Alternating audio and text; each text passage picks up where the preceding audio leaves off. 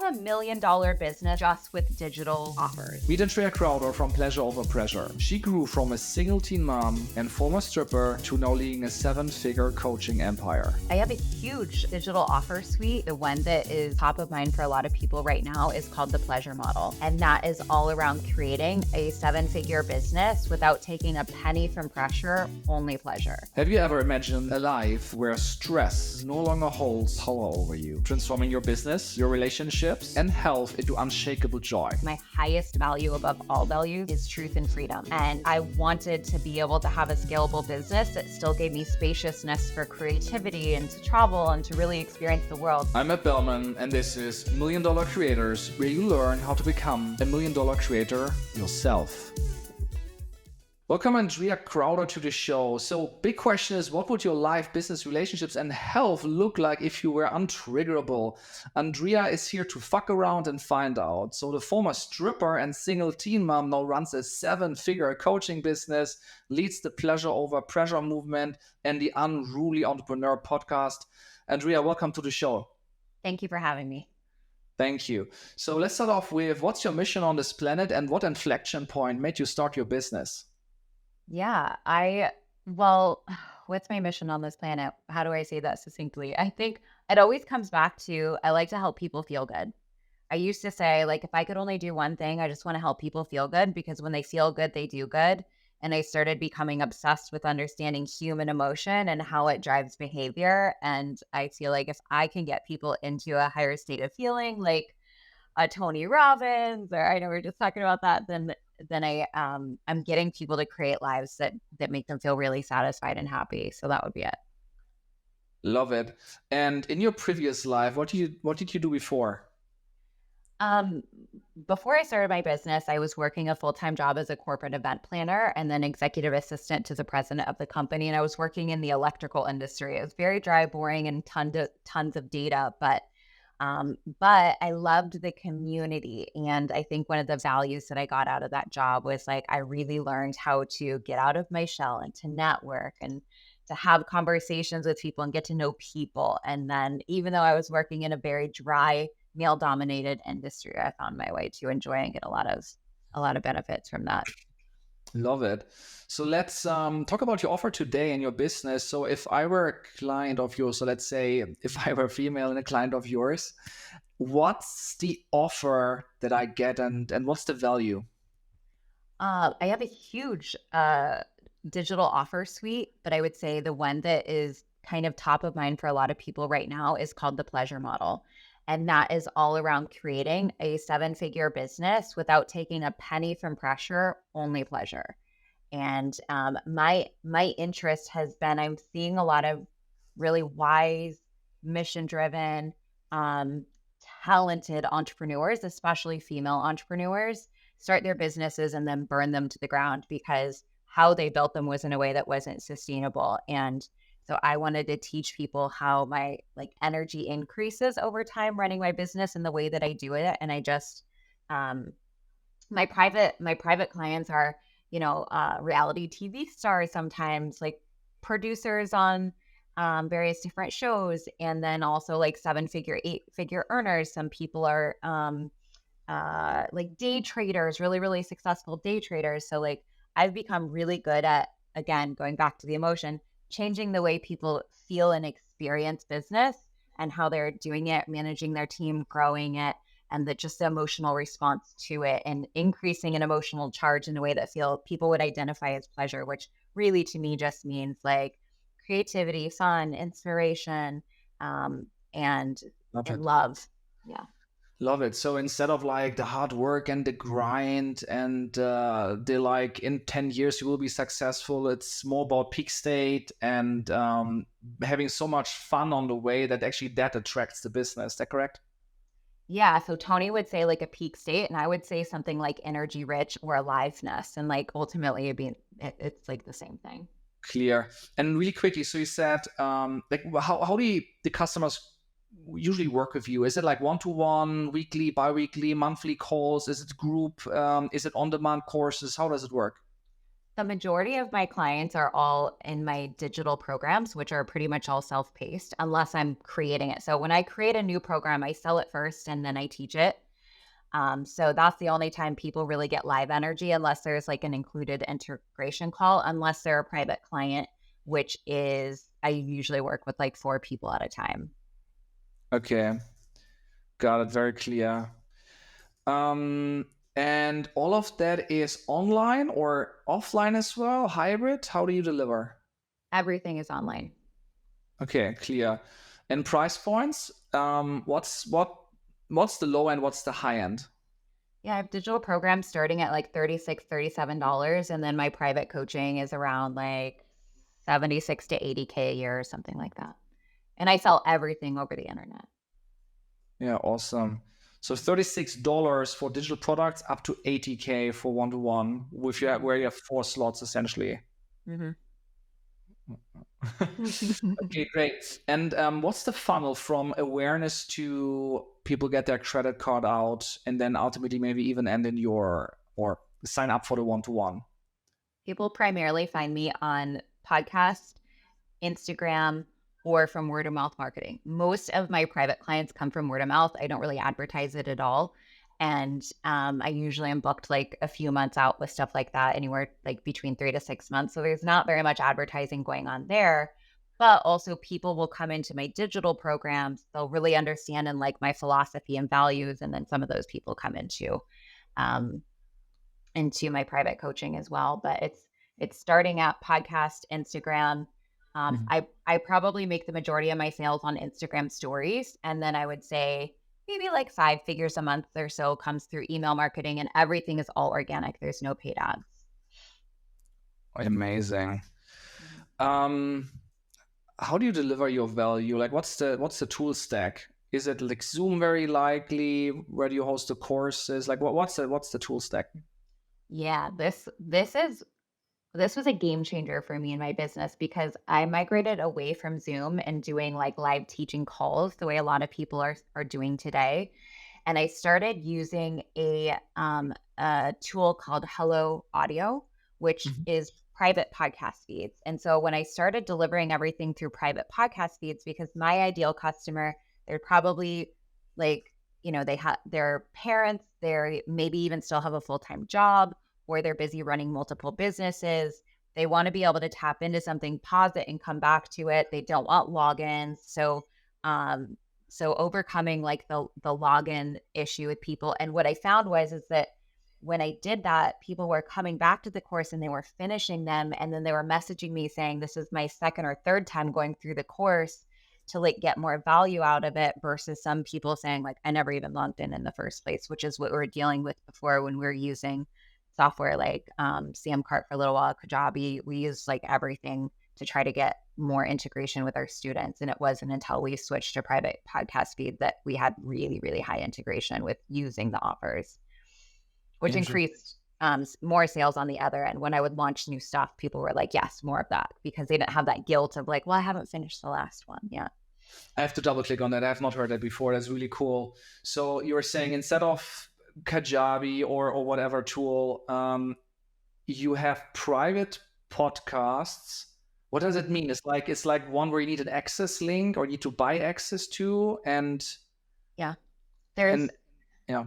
Yeah, there's access links where you can do like a universal one if it's like I use this for freebies too. I've my email list has grown exponentially because of using these as well. And so I'll use a universal one when I'm giving away a freebie, and then I use Zapier or however you pronounce that tool to integrate with Thrivecart and then Hello Audio in order to deliver each person a more custom link to themselves. So that way, if they stop their payment plan, then I can revoke access as well. So they've really done a fantastic job with this tool.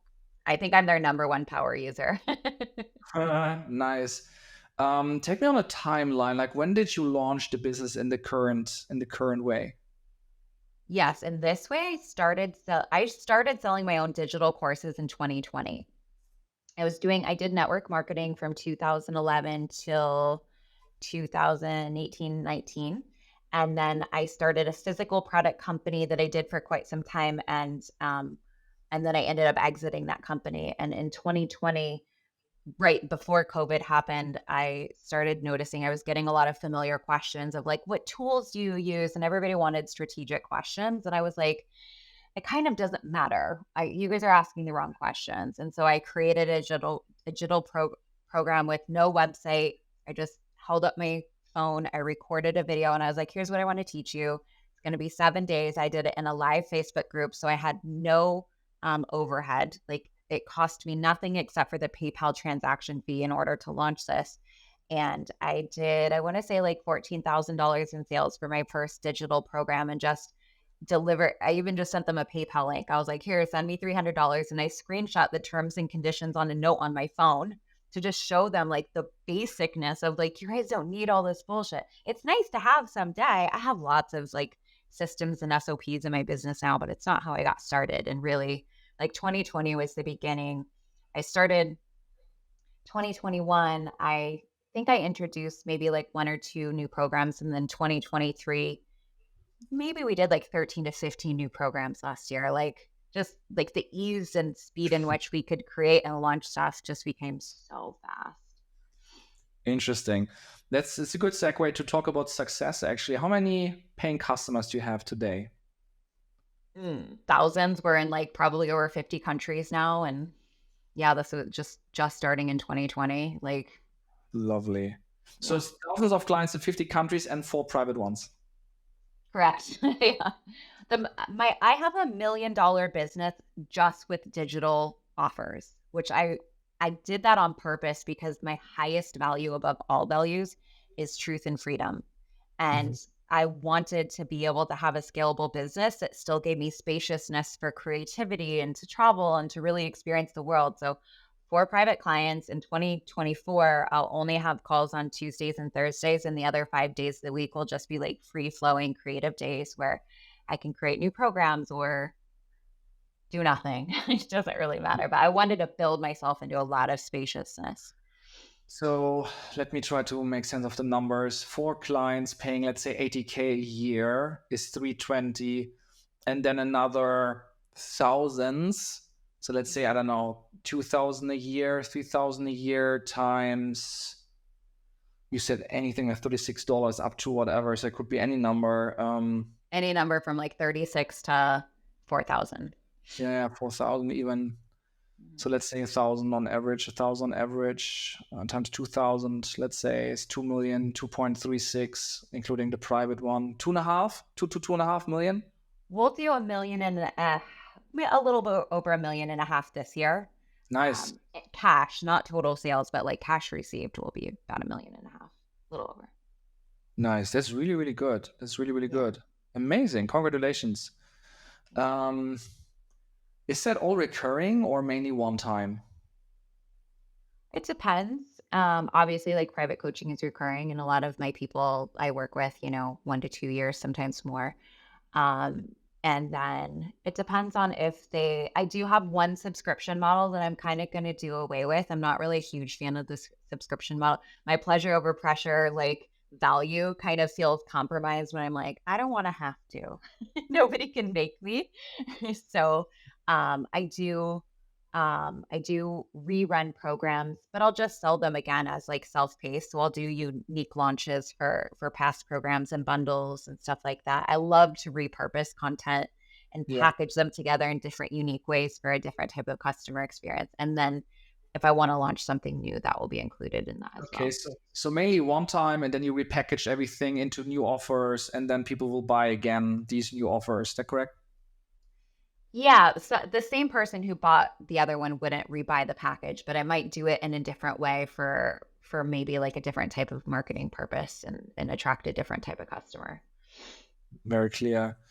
Let's talk about lead gen. I think that's really interesting. So, how do you get customers? Like, what are the marketing channels? Yeah, so Instagram is number one, podcast is number two. I do some email marketing on the back end, but I would say the bulk of my business is coming from Instagram. And I grow as soon as we could start doing automated DMs in Instagram, I was like, finally, now I want to build my email list because I already enjoy being on that platform. So I started using the automated DM option. So now we're using mini chat, and growing my email list is pretty easy. Every single post that I make in the feed, and then pretty much several times a day, I would post some sort of like call to action for my freebies and grow my email list that way. Yeah, that's a good strategy. I know a couple of creators who do exactly that, and they're highly successful. What's Yep. the audience size across channels? We're 36 something on Instagram, 36K. Um, let's see. I think we get like 10 to 12,000 downloads a month on our podcast. Unsure as to like the podcast interviews that I do. We're getting better at tracking when I'm like on other people's platforms. That's not something that we have integrated well yet, but a big initiative for 2024. And then my email list is like 6 or 7,000. 6 to 7,000. Yeah. Just out of curiosity, real quick, how do you market the podcast? Through Instagram and on other people's podcasts. I try to mention on it on every podcast interview. The Unreally Entrepreneur. Yeah, clear. Audience a year ago, like what's the momentum on audience growth? Was it much smaller, same size? We've grown our email list by like a couple thousand people. It's interesting because you look at like the number in which we've grown, and it's not that impressive, but our word of mouth is so phenomenal. Our community just talks about us all the time. And that's one thing I've been so grateful for, that we can have kind of smaller, we do it in terms of like the amount of sales that we do versus audience size. I've seen people with 100,000 followers, even a million followers, who aren't doing the sales that we're doing. And it's really micro in comparison, I think, because our customers do such a good job of sharing our stuff for us as well. Amazing. Geographies, mainly US? No, we're all over, like at least 50 countries, if not more. Last time I looked and counted, it was 48, but that was, I don't know, 8 months ago. So it's definitely over 50 now. What are the biggest? So like for us, for example, US, Canada, Great Britain, and Australia is 92% of the business. And then comes rest of the world. How's it for you? Man, I wish I had pulled all my data before this call. I'm like, I should have had you interview my COO, but Just what's the biggest country like that? US, obviously, definitely Canada. We have a huge market for sure, definitely in the UK, Australia as well. Yeah, those are probably the biggest. But my podcast is in like, I want to say Italy and New Zealand. We're like top ranking podcasts in those countries. And I was like, what? That's cool. Amazing. That's really I'm cool. famous in Italy. That's really cool. It's an amazing country to be famous in, right? Sure, yeah. Biggest channel is then right now for you Instagram, right? And you started also on Instagram likely. And biggest potential channel for the future? Like what's the channel where you think, okay, this is going to be the channel of the future? I hope my podcast, like Instagram, I have such a great connection to my audience. One of the things that really drives me is personal connection. So I'm still in my DMs every single day talking to people. And I do have some help in the DMs. It's too much now, but I love getting into the DMs, asking people questions, answering their questions. It influences so much of my marketing and even future products. But my podcast is like my heart and soul. I would love to see my podcast really, really lift off in the next like couple of years for sure. Just real quick before we move on to the next section. So you of course promote you post content on Instagram, right? And you can either promote the podcast or you can do a post with a many chat automation behind. What's the logic there? Like how do you what's the secret sauce to get the best out of Instagram with what you post? You know, a lot of people ask questions like that. And what I really think our secret sauce is it has nothing to do, well, not nothing completely, but it has less to do with our marketing and it has more to do with the efficacy of the offer. We really like the sophistication and like how we teach in a way that just makes things so light and so easy. A lot of my clients say like what they get from my programs is I'm doing so much of the integration for them because I'm very skilled in teaching in a way that unconscious mind responds to, which means I'm saying things very specifically to get you to have a change in behavior. Yeah. And so I take the pressure off of people because the efficacy of my programs causes results for them in a different way than most people can. Yeah. So I Yeah. really think it comes down to I can honestly feel that right now. So that's good. Thank you for that. that. Yeah. Um, let's talk about business expenditures overhead. Like, what's the team size today? Is it are you by yourself? How big is the team? And where else do you spend money on? Yeah, no, my team is like my family. Like we are like so close and so driven collectively in this mission. And so there's about 6 of us on like my core team. Of course, I have like a bookkeeper and people handling like financial stuff that they're not really integrated in like the selling, creation, customer service process. So 6 of us more in like this close proximity. It's a pretty lean team. My CFO is constantly saying, I don't know how you're getting these numbers with such lean expenses, but like I would say like um, probably 50% overhead, including team and everything else to be able to run the business, and the rest is profit. Got it. So like payroll or team is the majority of, is the biggest chunk, and then a little Yeah. bit of tools, and that's it.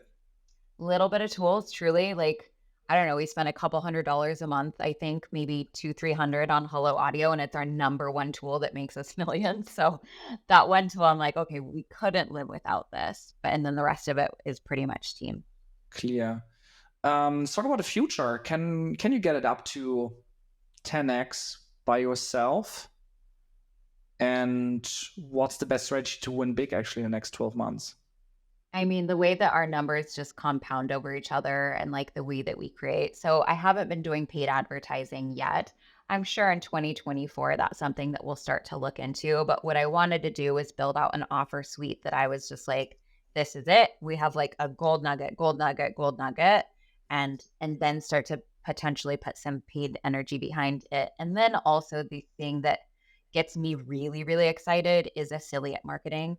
Like you don't go create your own products if you're not ready. A lot of people are trying to sell information or digital programs or coaching packages when they had a transformation, but they don't know how to duplicate it for other people. And I was like, come to my offers if you feel like you've had a transformation from them and let me pay you. We have a 50% affiliate commission.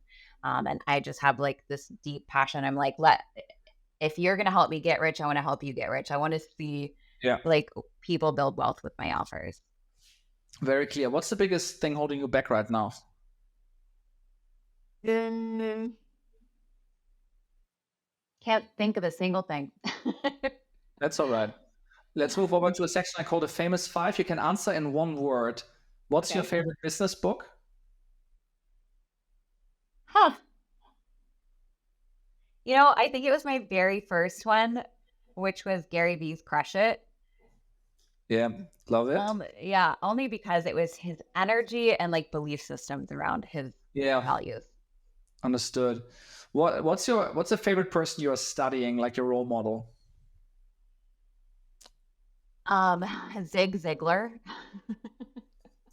Zig I lo- Ziglar. I love that he's like the OG of personal development. He's dead and his stuff is still selling. And my like vision for my business is succinctly said as I want my business to have longer legs than I do. So when I'm not here anymore, I want my business still making a large impact and continuing to grow. Favorite social media channel for inspiration? For inspiration, Pinterest. Interesting. Favorite online tool for building your company? It's likely Hello Audio, huh? Yes. Um, biggest thing on your mind right now? Play. My overall my tagline for my company is the game's not worth winning unless we get to play. And so I want to infuse like play and creativity into all of it. Otherwise, like why am I here? What am I doing? Clear. Moving over to personal section. How many hours do you sleep per night? 8 to 10. Lovely. What's the situation? Married, single, any kids? Oh, I didn't realize we were going that dating. New boyfriend. He's gonna freak out. I just mentioned him. We're not airing today, so you have some time. Okay, I'll let him know. Love that. And you said you have a kid, right? Cute. Yeah, I have an 18-year-old daughter and then a 20-year-old son. Love it. What's your age? 41. Love it. Okay, final question, because we also want to give some advice to the audience. If you could go back in time and have a conversation with your 20-year-old self, what's the best piece of advice that you would give to your younger self? Go find Dr. John Connolly and start learning about rapid resolution therapy. Amazing. That's obvious. That's amazing. Thank you. So this is Andrea Crowder. She is amazing. Like, does so many things, a podcast, and helps have more pleasure. Like, that people at the world has more pleasure, which I love a lot. She comes from the corporate side where everything was boring, and then I decided, hey, you can actually build a really big business by having fun. That's what she teaches to other. Price points go from very low $36 all the way up to $80K. She's big on Instagram, her podcast, and gets a lot of customers through word of mouth. She's also quite technical because she has many chats set up to automate her Instagram conversations. She uses like a new tool I've never heard about before, which is called Hello Audio, that really changed her business. And she has thousands of customers from 50 different countries, is good in the 7 figures, and has a good plan to get it up further by building out her offer suite more, going into paid ads and affiliate marketing. She loves the OGs of marketing and of energy. And yeah, we'll now take it to the next level. So thank you so much for sharing your passion. And yeah. My pleasure. Thank you for having me. Thank you. There was Andrea Crowder. You learn how to create a 7-figure business with only pleasure, not pressure, by becoming your true self. So how can you unlock the next level in your business?